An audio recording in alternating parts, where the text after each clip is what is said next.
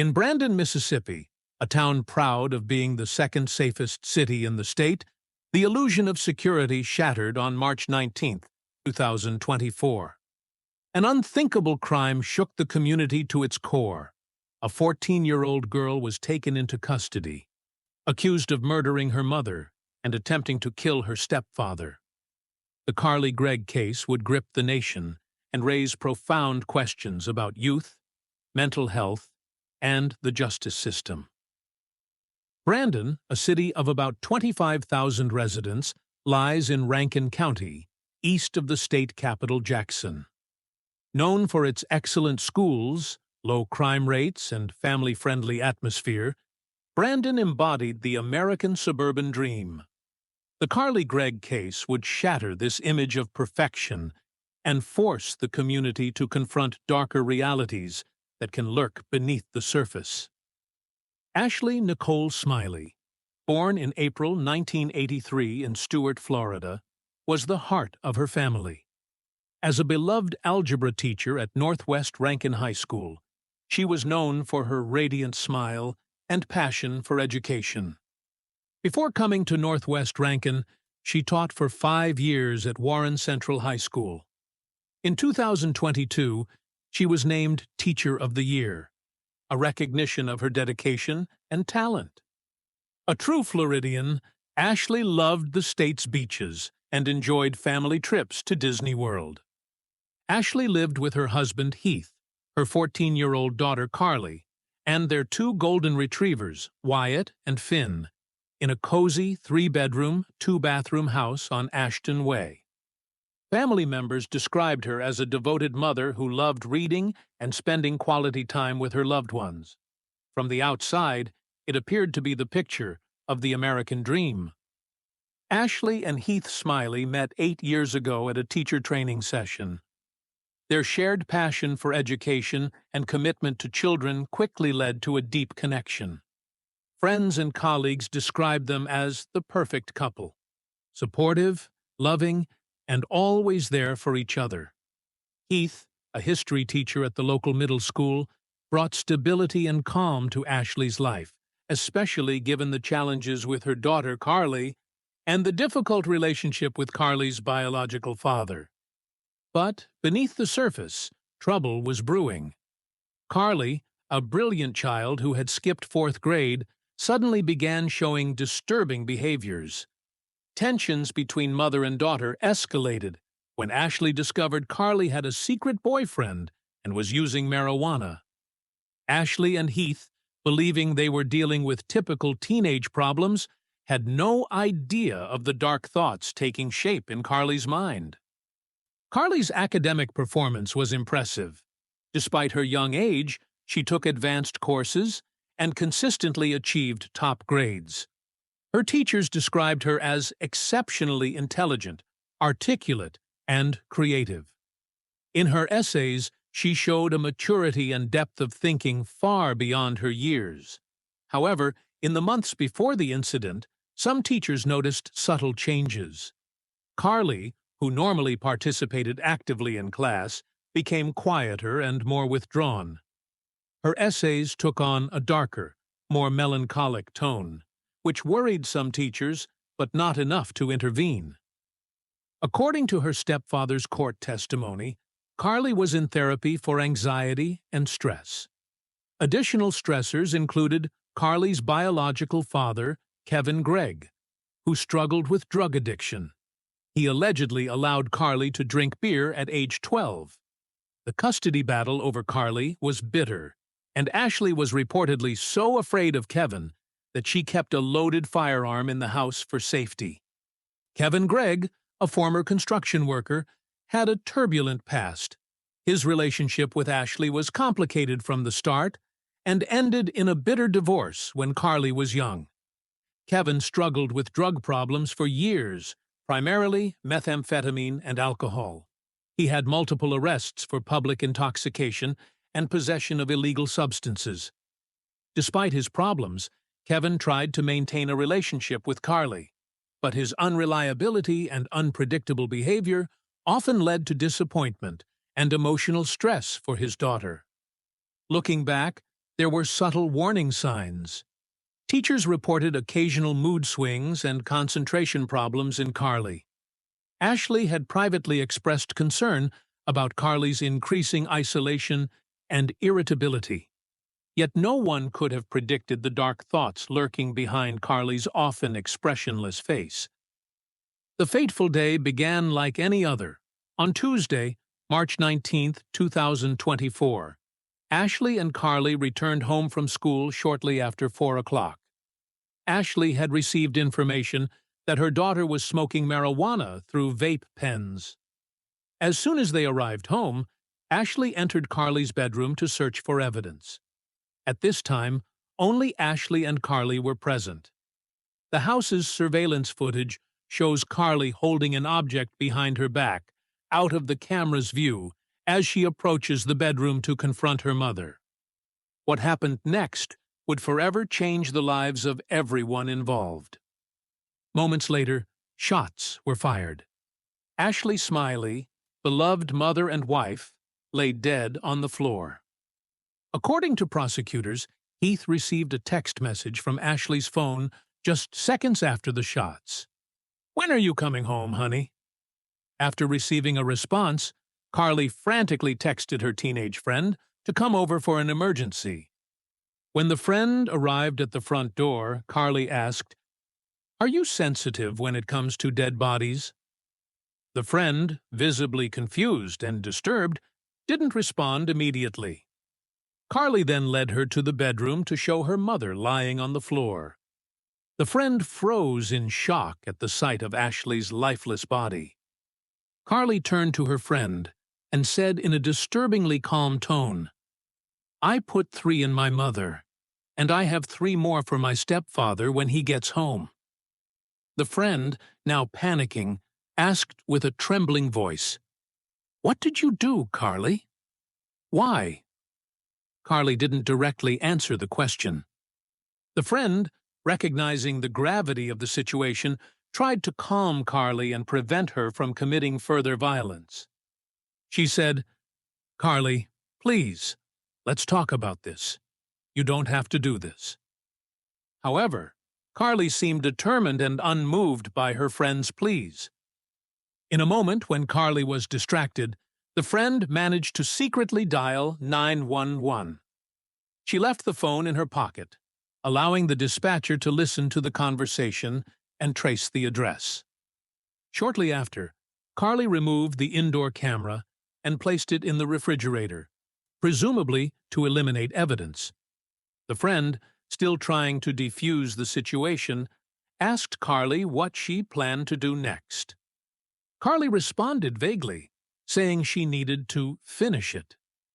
Meanwhile, the 911 dispatcher had alerted the police, who were already en route to the house. The friend, trying to buy time, kept Carly engaged in conversation and distracted her from her plan to attack her stepfather.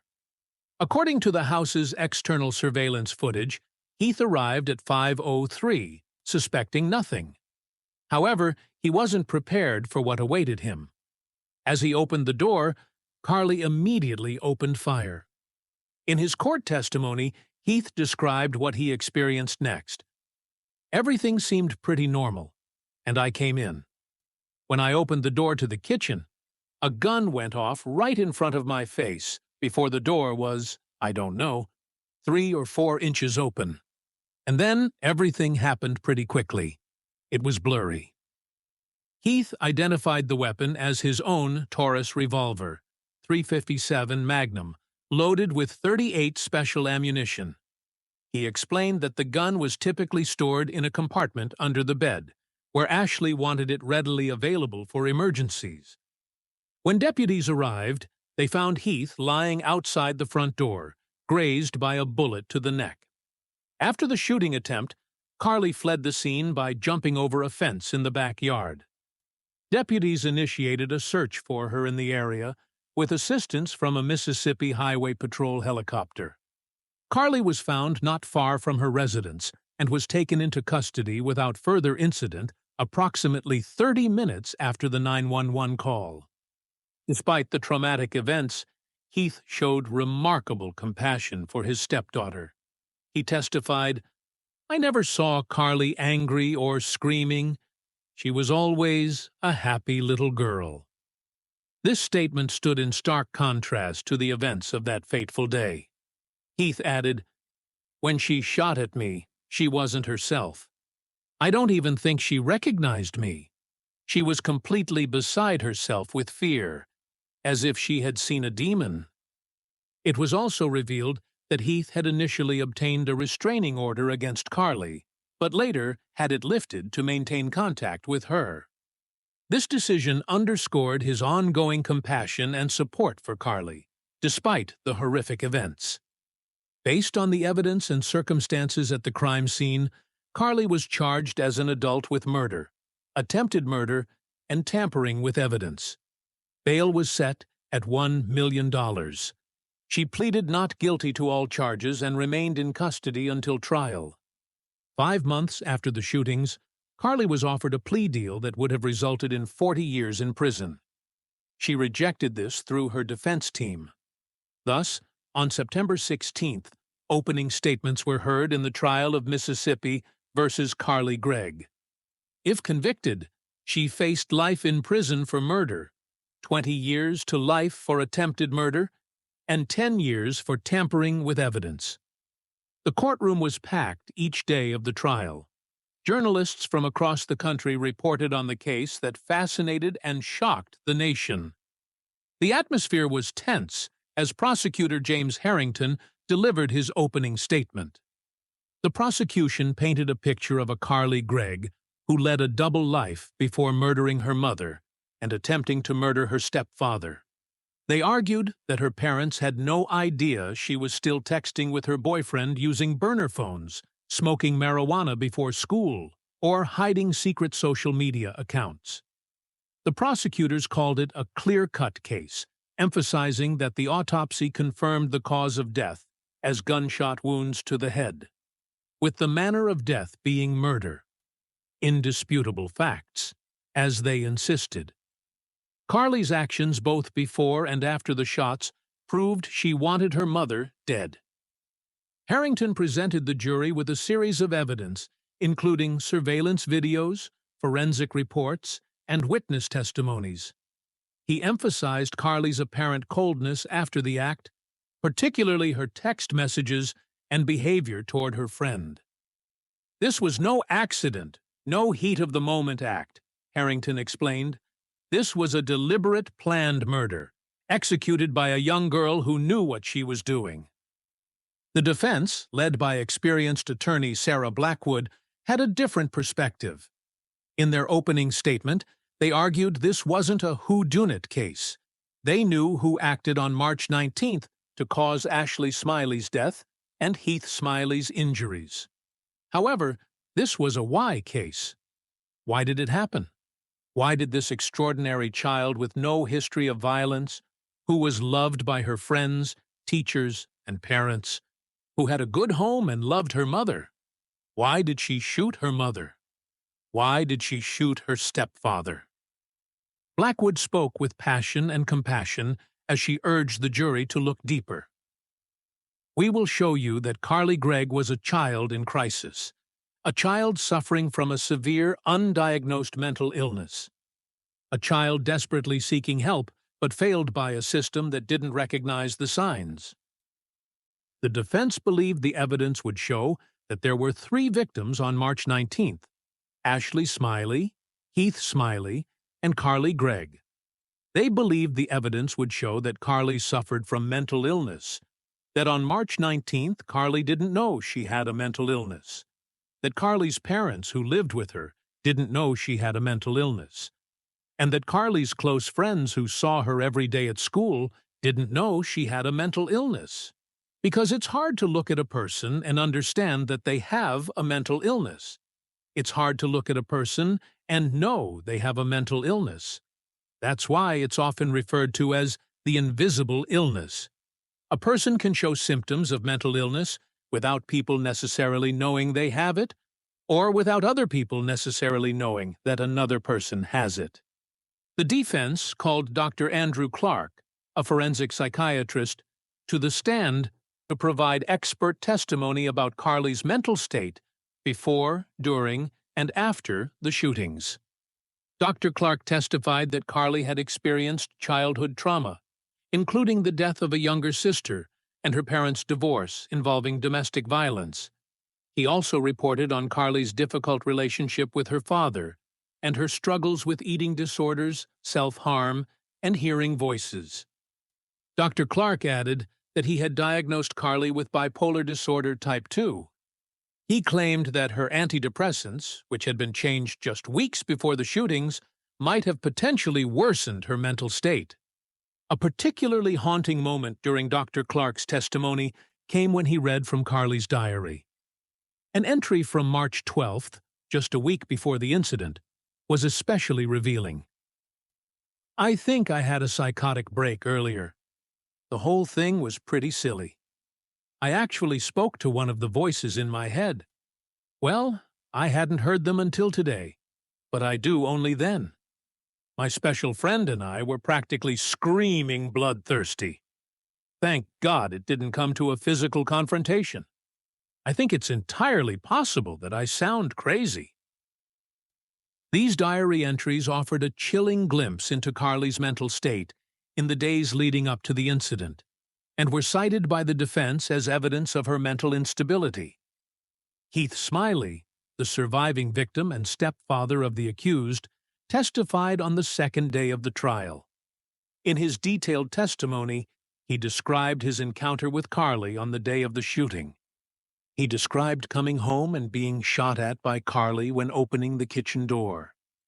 He testified that Carly was beside herself with fear, as if she had seen a demon. Heath showed surprisingly much compassion and support for his stepdaughter throughout his testimony.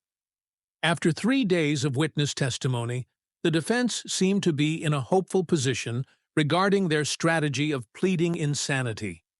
Their approach was based on the assumption that a jury would hesitate to harshly punish a 14-year-old girl who was struggling with mental health issues, despite the severity of her actions. However, the dynamics of the trial changed on the 4th day after the defense rested its case. The prosecution called a series of mental health experts to the stand, including psychiatric nurse Olivia Leiber. As a medical professional who had directly interacted with Carly, NP Leiber's insights could give the jury a different perspective on Carly's mental state and her responsibility for her actions. Leiber testified that Carly had not reported any abnormal or psychotic thoughts during her examinations. She diagnosed Carly with adjustment disorder with mixed anxiety and depressive mood, along with major depressive disorder, single episode, moderate severity. Rebecca Kirk, a licensed professional counselor, also testified about her sessions with Carly. Kirk explained that in the 9 sessions before the shootings, Carly never mentioned using illegal drugs, experiencing hallucinations, or having memory problems. Neither Carly nor her mother reported episodes of derealization, dissociation, or blackouts. However, Kirk mentioned that Carly expressed frustration that her friends weren't as academically engaged as she was. Kirk also mentioned that during their sessions, Carly discussed reading Crime and Punishment by Fyodor Dostoevsky. The novel centers around a protagonist who kills a woman and believes that extraordinary individuals can justify immoral actions for a greater good. Dr. Amanda Gano, Director of Forensic Evaluation Services at Mississippi State Hospital, testified that she had interviewed Carly and found her competent to stand trial after reviewing her medical records. Dr. Jason Pickett, a forensic psychiatrist at North Mississippi State Hospital, evaluated Carly and concluded that she did not meet Mississippi's standards for insanity at the time of the offense. Dr. Pickett further explained to the jurors, "I strongly doubt and do not believe that Carly has bipolar disorder." Then he dropped this bombshell. "I also detected some psychopathic traits, and I don't use that word lightly, especially with a juvenile. But when I go through her diary, where she writes that it's okay to be evil, When I see the callous way she left her dead mother to write to her next intended victim, and even used the word honey, that's callous, and it's very disturbing to me. With the conclusion of testimony and presentation of all evidence, the fate of now 15-year-old Carly Gregg lay in the jury's hands. The jury had two options: to find Carly Gregg guilty or not guilty by reason of insanity. If they found her not guilty, they would have to decide if her mental health had been restored. If they believed she continued to pose a danger to society, she would not be released, but sent to the state hospital for further evaluation, where a treatment plan would be developed. After 5 hours of deliberation, the jury announced their verdict. Carly Gregg was found guilty on all counts.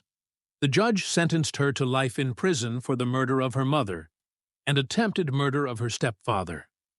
The decision to reject the plea deal that would have brought her a lesser sentence clearly proved to be a misstep.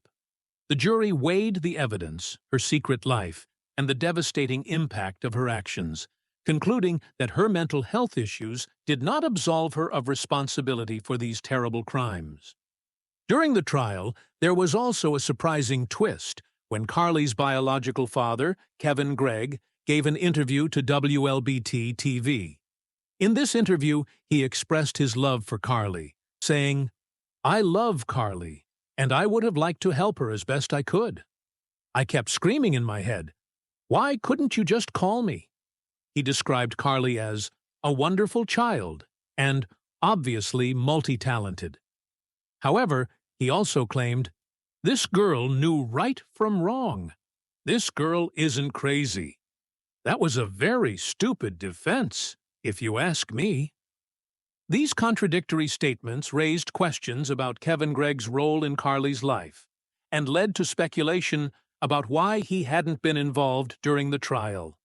For a community shaken to its core, the verdict brings a sense of closure, but it's a bitter solution. A mother was lost, a family destroyed, and a young girl condemned to spend her life behind bars.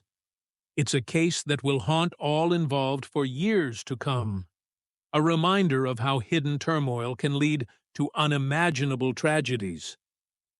Less than 2 weeks after the verdict was announced, Carly's defense team filed a motion for a new trial. They cited new evidence.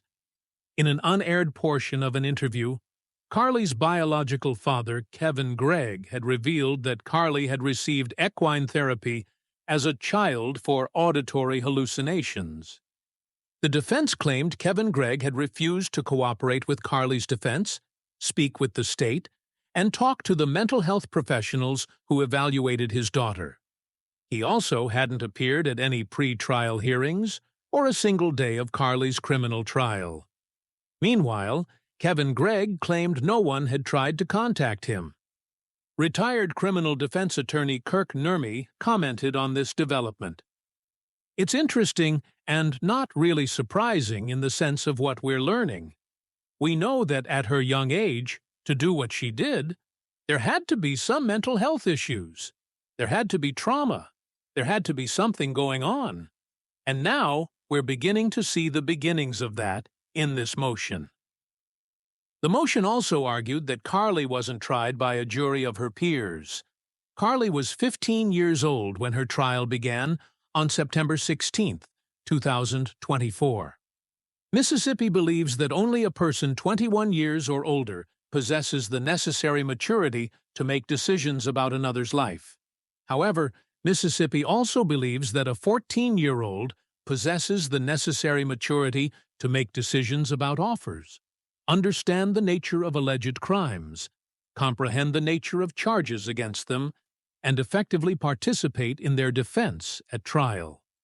The defense also argued that therapist Rebecca Kirk's testimony about Carly's reading of Crime and Punishment had been irrelevant to the case and only served to influence the jury. They emphasized that Kirk had underlined the book's title in her notes merely for grammatical reasons, not out of concern. Finally, the defense argued that Dr. Pickett's testimony about his diagnosis or non-diagnosis of Kevin Gregg had been inappropriate, unethical, and highly prejudiced.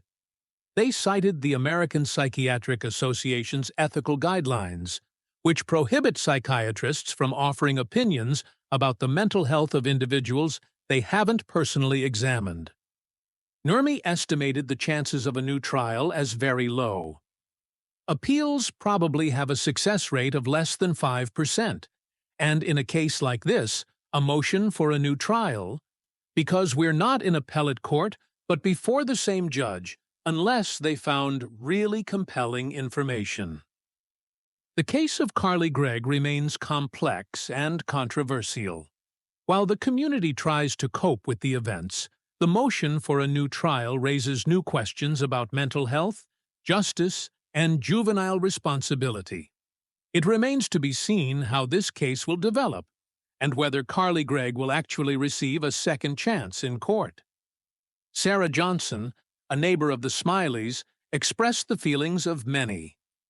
"I still can't believe this happened in our neighborhood. The Smileys seemed like such a normal, happy family. It shows you never really know what's going on behind closed doors." The Carly Gregg case has not only shaken the local community, but also sparked nationwide discussions about juvenile crime, mental health, and the justice system. It raises important questions. How can we better recognize early signs of mental health problems in young people and respond to them?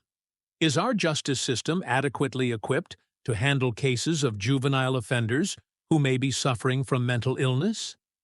And how can we better support families dealing with the complex challenges of their children's mental health? Dr. Emily Lawson, a renowned child and adolescent psychiatrist, commented on the case. "The Carly Gregg case is a tragic example of how easily the signs of severe mental illness can be overlooked, even by loving parents and attentive teachers. It underscores the urgent need for better mental health care and education in our schools and communities." Professor Michael Thompson, an expert in juvenile crime at the University of Mississippi, added, "This case raises important questions about our justice system. We need to ask ourselves whether it's appropriate to treat juveniles as adults, particularly when there are indications of mental illness. It's a complex issue that requires careful balancing between justice, public safety, and rehabilitation." The Carly Gregg case has also drawn comparisons to similar cases in the past. Perhaps the most famous is the case of Mary Bell in England, who killed 2 toddlers in 1968 at the age of 11. Bell was initially sentenced to life imprisonment, but her sentence was later reduced, and she was released at 18. Her case led to important discussions about the treatment of juvenile offenders in the legal system. A more recent case in the U.S. is that of Alyssa Bustamante, who in 2009 murdered her 9-year-old neighbor at the age of 15. Bustamante pleaded guilty and was sentenced to life in prison with the possibility of parole. Her case raised similar questions about mental health and the justice system as the Carly Gregg case. These cases demonstrate that the debate over the treatment of juvenile offenders, particularly those with mental health issues, is far from over. They underscore the need for continuous review and improvement of our approaches to juvenile crime and mental health.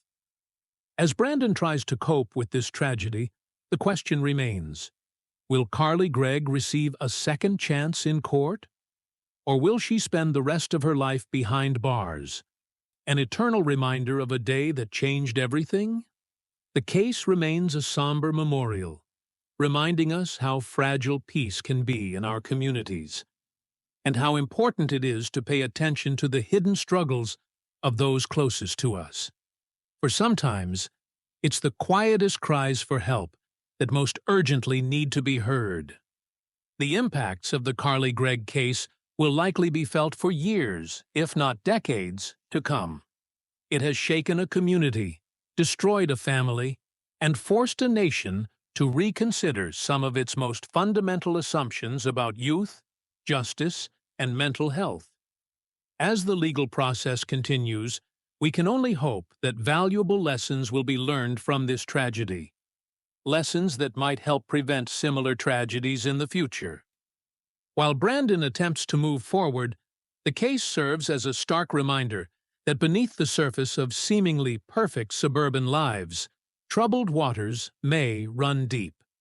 It challenges us to look more closely at our children, our neighbors, and our communities, and to remember that sometimes the most important signs are the ones we can't immediately see. The story of Carly Gregg, honor student, daughter, and now convicted murderer, continues to raise difficult questions about justice, mental health, and the sometimes blurry line between victim and perpetrator. As the legal battle continues, it serves as a powerful reminder of the complexity of human nature and the often devastating consequences when mental health issues go unrecognized or untreated. These cases demonstrate that the debate over the treatment of juvenile offenders, particularly those with mental health issues, is far from over. They underscore the need for continuous review and improvement of our approaches to juvenile crime and mental health. As Brandon tries to cope with this tragedy, the question remains, will Carly Gregg receive a second chance in court? Or will she spend the rest of her life behind bars, an eternal reminder of a day that changed everything? The case remains a somber memorial, reminding us how fragile peace can be in our communities and how important it is to pay attention to the hidden struggles of those closest to us. For sometimes, it's the quietest cries for help that most urgently need to be heard. The impacts of the Carly Gregg case will likely be felt for years, if not decades, to come. It has shaken a community, destroyed a family, and forced a nation to reconsider some of its most fundamental assumptions about youth, justice, and mental health. As the legal process continues, we can only hope that valuable lessons will be learned from this tragedy. Lessons that might help prevent similar tragedies in the future. While Brandon attempts to move forward, the case serves as a stark reminder that beneath the surface of seemingly perfect suburban lives, troubled waters may run deep. It challenges us to look more closely at our children, our neighbors, and our communities, and to remember that sometimes the most important signs are the ones we can't immediately see. The story of Carly Gregg, honor student, daughter, and now convicted murderer, continues to raise difficult questions about justice, mental health, and the sometimes blurry line between victim and perpetrator. As the legal battle continues, it serves as a powerful reminder of the complexity of human nature and the often devastating consequences when mental health issues go unrecognized or untreated.